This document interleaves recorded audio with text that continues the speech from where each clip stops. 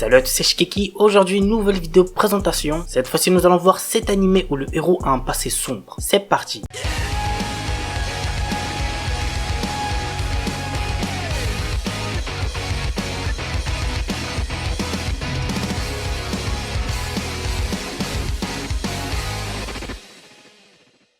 On commence avec une pépite, il s'agit de Yukoku no Moriarty. Voici de quoi ça parle. Deux frères orphelins sont accueillis dans la famille Moriarty grâce aux ambitions cachées du fils aîné Moriarty Albert. Albert a vu en l'aîné des deux frères l'intelligence et le charisme dont il avait besoin pour accomplir son rêve de nettoyer la société de ceux qui se croient au-dessus des lois. Ainsi, Albert propose de leur offrir sa richesse et son influence à condition que les garçons mettent leur intelligence au service de son rêve. 13 ans plus tard, à côté de leur activité officielle, les frères adoptifs Moriarty sont devenus des conseillers privés. Avec William à leur tête, ils enquêtent sur des meurtres ou aident les gens, victimes d'injustice, à se venger des riches qui les ont fait souffrir. Dans les deux cas, leur sanction est impitoyable car la punition qu'ils infligent n'est autre que la mort. Vraiment, c'est un animé que je vous recommande fortement. En plus, la saison 2 est sortie récemment. L'anime a pour genre drame, historique, mystère et pour thème assassinat, crime.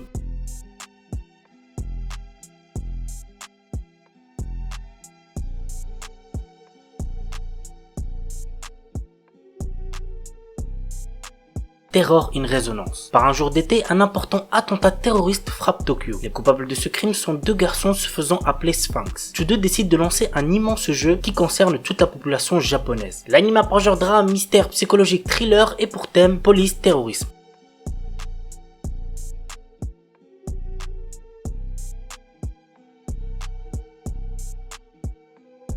Kaze no Stigma. L'histoire tourne autour de Kazuma Yagami. Il est un descendant d'une lignée qui maîtrise le feu à l'aide de techniques ancestrales, mais comme il n'a aucun talent dans ce domaine, sa famille l'a chassé. Ouais, c'est très triste. Parti vivre à l'étranger, Kazuma a développé d'autres techniques autour du vent après avoir signé un contrat avec le roi de l'esprit du vent. Un exploit qu'il est le seul à avoir réalisé. Revenu vivre au Japon, on fait désormais appel à lui pour résoudre certaines affaires. C'est alors qu'il rencontre sa cousine Ayano et son frère Ren qui maîtrisent tous les deux le feu. L'anime a pour genre action, comédie, fantasy, roman, shonen, slice of life surnaturel et pour thème magie.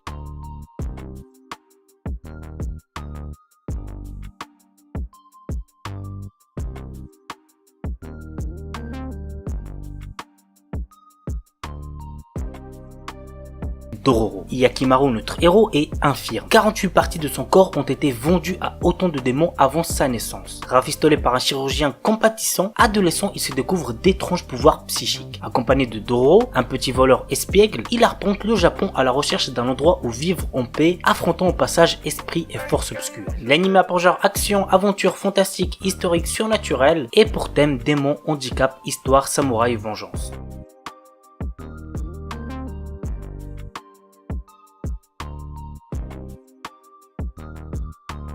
Je sais, je suis un big forceur avec 91 Days, je l'ai présenté pas mal de fois, mais les gars, si certains d'entre vous ne l'ont toujours pas vu, vous ratez selon moi une pépite. Voici de quoi ça parle. Sous la prohibition, la mafia contrôle la plupart des quartiers et le commerce d'alcool. L'histoire nous entraîne dans les tourments de Avilio, un jeune homme dont la famille a été assassinée par la mafia. Un jour, il reçoit une lettre qui ravive son envie de se venger. Il infiltre la famille Vanity pour la détruire de l'intérieur en sabotant habilement les relations avec les autres familles mafieuses. L'anime a pour genre action, drame, mystère, psychologique, thriller et pour thème assassinat, histoire, mafia, vengeance.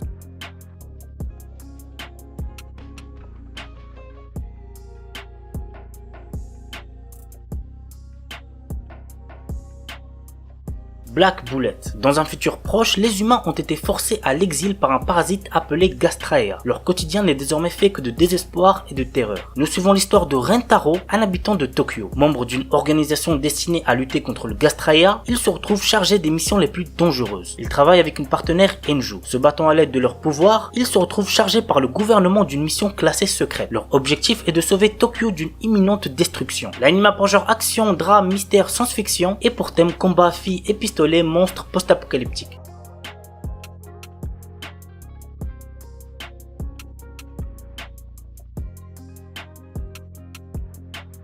Platinum. L'histoire nous entraîne dans le quotidien de Mirai, un lycéen qui n'espère plus rien de la vie. Le frérot c'est un gros dépressif. Vous comprendrez pourquoi en regardant le premier épisode. Bref, après une tentative de suicide, il fait la rencontre de Nasha, une ange qui lui offre 2 pouvoirs spéciaux. Dorénavant, notre héros a la capacité de changer les gens qui l'entourent, mais arrivera-t-il à contrôler sa nouvelle soif de puissance et faire face à ceux qui possèdent aussi de nouveaux pouvoirs? L'anime a pour genre action, drame, psychologique, surnaturel et pour thème ange, démon, jeu, super pouvoir.